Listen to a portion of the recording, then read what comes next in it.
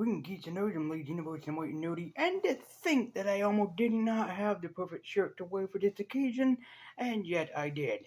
So today I'm going to be talking about and reviewing because this is a Lady Universe movie review for you, and I am talking about Iron Man 2, a film that I have never seen, always been interested in seeing, and I would admit it, and a lot of people can probably get pissed off, but I would admit I was never the biggest fan of the original Iron Man, never really cared for it, never really paid attention to it much, never was really a fan of the original Iron Man because, yeah, I was kind of an Iron Man fan growing up, but I didn't feel like any movie truthfully kind of like did Iron Man justice. Like no one would really get the reason of why that I like Iron Man so much, and then this film finally answered the question of why do I like Iron Man so much. Like in Spider-Man: Homecoming, Iron Man was amazing in that realm, and it really does feel like it was the Iron Man that I grew up with and love.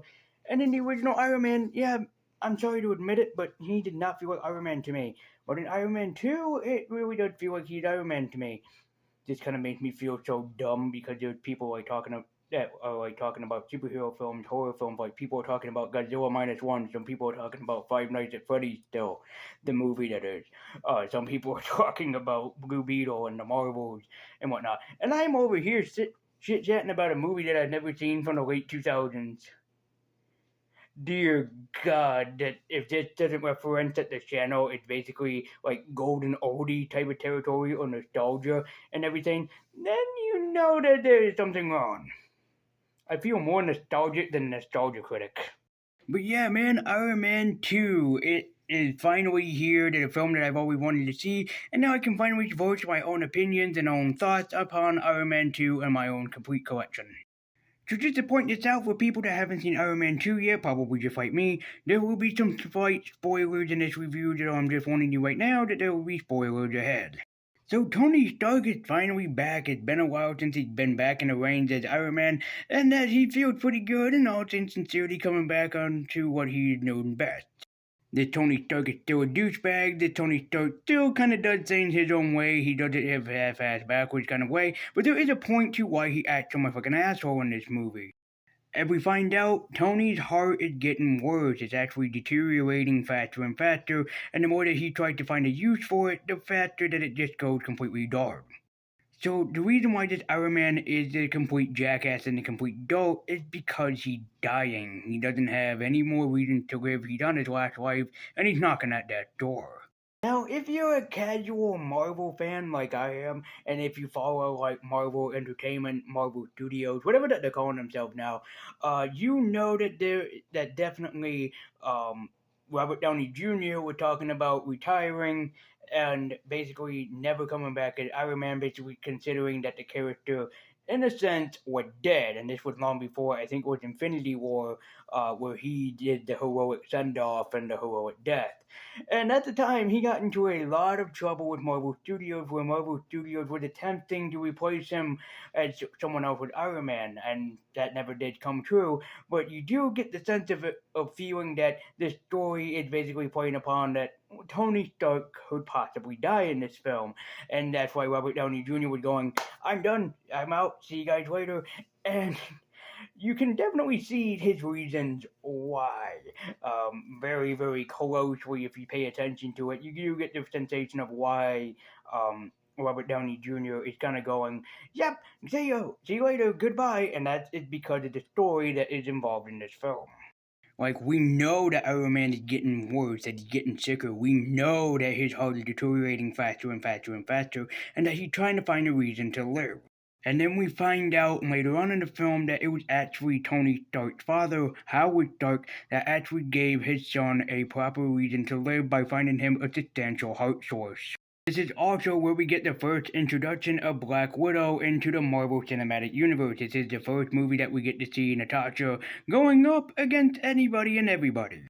And of course, I can't lie, I love seeing my girl involved in more films like this, and that this was her starting role in film, and I really get to see that sensation of that this was her first film that she starts out with. Even go to show you that yes, they even had Scarlett Johansson do some modeling gig and work inside of this because of whatever her own reasons are, but she's still a kick-ass actress till to this day. We even get kind of an awesome villain in this movie, and it is Whiplash from the Iron Man universe. Whiplash finally makes his cinematic appearance in this movie. Now, it does make sense that there are two villains actually in this movie, but I wanted to talk about them one at a time here, truthfully. And Whiplash is a very underrated Iron Man character. He's an Iron Man character that can use basically technology at his advantage. I think that Whiplash changes, like sometimes he's a metahuman, or sometimes he's like Whirlwind, and sometimes he's a lot different than that. But he's the son of a brilliant inventor in this movie, and he invents these laser and slash mechanical whips that he ends up using to try and take down Tony Stark. And he's a pretty big step up compared to Jebediah Stane from the original movie, who wanted to harness the power that Tony Stark had with these armors. And I think it's really much a better solution that you pick someone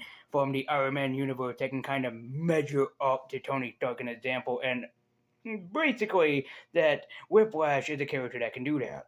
You get to see the example of why nobody should screw around with Whiplash. He's a very strong, very impressive Marvel villain, especially for Iron Man standards. He's pretty tough. I admit, though, in the strength of storytelling, there's kind of a stupid reason why Whiplash is going after poor Tony, even though it's not Tony's fault. What happened to his father is Howard's fault, but still kind of dumb. And then in the film, there's Justin Hammer, another Iron Man villain and antagonist in the Iron Man universe, and he doesn't feel as well loved and well received as Whiplash in this movie. Truthfully, in this movie, Justin feels like the overbearing douchebag in the film, and I don't know if that was intentional or if that was accidental, but he didn't feel like a well-deserved villain like Whiplash in this movie. And then, of course, we have James Rhodey Rhodes, of course, that Rhodey is in this, and Rhodey is a very big player in the Iron Man universe. It presents he's coming up in the Armored War movie that's going to be happening this year. So in case people don't know, I'm actually a big fan of War Machine. I really do like the character of War Machine. I like the character of Rose, or Rhodey, basically being a soldier that was given this immense, basically, superpower by his best friend and comrade in arms, and you understand the reason why Tony would pick his best friend to wear this War Machine armor, but in the film, it's told a little bit differently. And I love Don Cheadle. I love the way that he can always bring his best into any role that he does. And you really do get the sensation that Rhodey is kind of the person that will stick along with Iron Man. You see him helping him out earlier in the film. But then later on, when Tony gets like too drunk and overbearing with power, but what do you expect? I mean, the guy is legitimately dying in this film. His heart is basically killing him. But you get to see Rhodey kind of go against Iron Man, which is something, as far as my knowledge, it's something that we haven't seen in the cartoons or the comic book release. Again, I'm just saying off of my knowledge of Iron Man. People can always tell me in the comments like, no, Iron Man and War Machine had fought, in here. But as far as my knowledge, it was something that I've never seen as a kid, and the movie kind of plays it off nicely into the reason why the two of them fight and why Rhodey gets into the War Machine, or basically prototype armor, is because he wants to talk Tony down, but unfortunately Tony's ego is way too big for Rhodey to even talk to at this point. So the only way that Tony and Rhodey are going to talk is through battling it out, and obviously they get into a pretty awesome battle that they end up doing inside of Tony's own apartment or complex. To be honest, though, I fell in love with this fight scene. I honestly liked it a lot more than I thought I would. It was pretty great seeing two armored, powered beings going up against each other and figuring out who'd actually win. Unfortunately, when it just ends in almost kind of a standoffish way, with Rhodey trying to tell his best friend to kind of stand down, don't do it, don't be stupid. Which then leads into a moment that none of us have seen coming ever in an Iron Man film, and Iron Man kind of predicted and kind of foretold to kind of be an asshole, which he truthfully isn't. Because if we know from later films is that Iron Man is a very soldier kind of thing. He's the guy that would basically sacrifice his own life to protect those he loves, and which he does end up doing. I haven't seen it, but I heard it from my ex-girlfriend. And also other reviews of Wargame that Tony Stark, yes, does die in that film, and that he makes a very heroic sacrifice. I know the kind of heroic sacrifice that he makes, and he does it for his, basically, son, in quotation marks, which is Peter Parker, Tom Holland from the Spider-Man Home films. And this is such a great thing to kind of see, like, the two different tones of Iron Man. And in the original film, he kind of an egotistical, self-generic bastard, of course, but that's because that's who Iron Man basically is. But I was expecting the film to have a sharp turn when he got his injury and showing that he can still be the self-centered asshole, the self-centered drunkard, but then take the turn and say, yeah, but he can also be this hero, which is something that I didn't like that the original Iron Man film never really put together. And it was up to the sequel to be like, Iron Man is a great superhero, and he's a very wonderful, self-centered superhero that has a lot of fans, a huge fan base, a huge fan following. So let's try to turn that around on him and make him seem like this big egotistical moron, this big fucking jackass that people tend to look up to, but they look up to him for the wrong reason. And it was the fight with him and Rhodey that actually turned out to say, yeah, he kind of is an egotistical bastard. He's kind of in the wrong place at the wrong time and for the wrong reasons, and unfortunately it had to take his best friend to fight him and prove to him, like, okay, what you were doing, Tony, was absolutely wrong. Which this is also, of course, when Nicholas Fury had to step in because Tony Stark is making a big mess out of everything, and that he just is becoming this more egotistical jackass, and he doesn't want him involved in the Avengers program. I thought it was kind of funny and also worthwhile when Nicholas Fury kind of home arrests Tony Stark and says, yeah, you're not going anywhere until you can figure out what's wrong with your heart first, fool.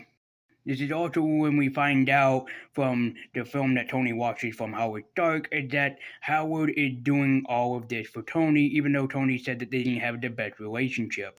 Fun fact before I continue on with the rest of the review, did you know that Robert Downey Jr. really did love the role as Iron Man in this film more than the other one because of the scene that involved Howard Stark, because of the close relationship that Robert had with his own father, Robert Downey Sr. So the moments when he's watching the film and that he reacts to his father saving his own life, it kind of gave him that self-reference that his father is his own biggest hero, which any father for any son, daughter should be. And I think that's so great that you can definitely see that in this film, like when he's tearing up, when he's happy, when he had that big smile on his face later on in the film, when he finally found the cure for his heart that his dad gave him. It's like you can definitely feel that Robert Downey Jr. was summoning his own love for his father, Robert Downey Sr., and that is just a great thing to just cherish, not just in a movie from an actor's perspective, but just in your own personal life perspective. And it was so great to give him a character that references that own right from Robert Downey Jr., which just kind of proved that Robert Downey Jr. is and will always be Iron Man to a lot of people, especially me right now. This, of course, leads to a giant and epic battle that happened between Tony and also Whiplash, who was using hammer technology to go up and after Tony Stark. It was even nice that they serviced us with some Black Widow action, something that a lot of people had probably been waiting a while for, and something that we would see much more of in the future, but it was nice to see it in this film. And we also get to see more of the relationship between Tony and Rhodey, something that we have not seen very much of throughout the films, and that this film definitely establishes their relationship. Above all else, man, the final fight with Iron Man and War Machine was definitely well worth it. It was definitely worth waiting for, and it kind of was a little bit rushed, but then again, it was alright for the time being. Before I continue on with this review, the Xbox that I always used for these reviews almost shit the bed. I was trying to just fast forward to a certain part, and then I paused it just for a minute, and when I tried unpausing it, nothing worked. The screen froze, the Xbox froze, everything was just frozen. So I had to unplug the system, plug it back in, wait for the DVD to kind of restart back over, and it was a mess. So I apologies. My Xbox almost shit the bed. That would have not been good because then I wouldn't be able to do any more of these reviews. But since I did hate, and I will admit it, I did hate the original Iron Man film. I did not hate Iron Man 2. I really had a blast with it. It was probably, and still right now, I haven't really seen Iron Man 3, truthfully, yet. I think I tried watching it once, but then because I got bored with it or something, I went on and did something else. But above all else, I think that's where the I Love You over 3,000 thing came from. Not exactly sure. This is just an awesome t-shirt in itself, isn't it? I can make Vegeta dance. But yeah, no, in all sincerity and without joking around, I really did like Iron Man 3. I really felt like that this should have been the original Iron Man film, and definitely shown us, you know, what's going on with Tony's heart. He's dying, and the reason why he acts like an egotistical jerk or an egotistical asshole in this regard. But I really did like Iron Man 3, and it was a great film to watch. So if you haven't seen it yet, I really recommend checking out Iron Man 3. It's a pretty damn good, decent film, and all things straightforward, it was a great and decent superhero film and one of my favorites of this year. Iron Man 2 is just a great, decent, and amazing superhero film that should be in anybody's collection. And if anybody has seen it or not, it really should be seen. It should be in anybody's collection. And above all else, it's my favorite Iron Man performance that I have seen on screen since Spider-Man: Homecoming, which it's been quite some time since Spider-Man: Homecoming has been out, almost 10 years by this point, which is exciting to think about. So, I really recommend checking out Iron Man 2. For a final pop rating of Iron Man 2, I definitely have to be the one to definitely give it a rating of a magic. It definitely had a lot of magic to it. I was going to give it an Aquaman because it did rise above my expectations. I thought it was going to be as bad as the original Iron Man, and it's not. But I'm going to give it a magic because the magic in this movie just blew me away, and it really gave me something more of like Iron Man magic, I guess I would call it, to believe in with this film. So I'm definitely going to give this Iron Man 2, I'm going to give it my Funko Pop rating of a magic.